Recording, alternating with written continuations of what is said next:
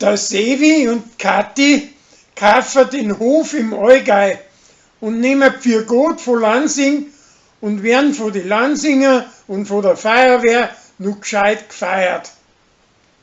Das Hummerl kann sich langsam dran gewöhnen, dass sie nimmer da sind.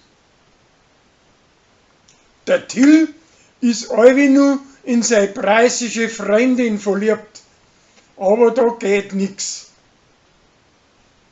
Danach möchte er nur als Tonbandel anspielen, wo seine Schwester drauf ist, aber dabei stellt sich außer, dass er selber als Kind drauf ist. Der Hubert lässt für sein Hirber eine neue Klingel einbauen.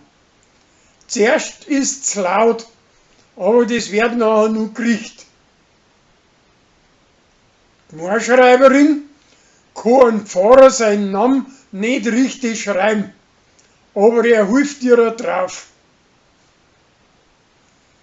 Als Hummerl kauft sie aus dem Netz einen neuen Fetzen, aber nachher gefällt er ihr nicht und drum schenkt sie ihm der Gundi.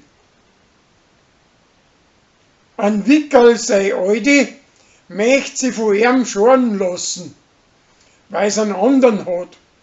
Und das taugt ihm gar nicht extra.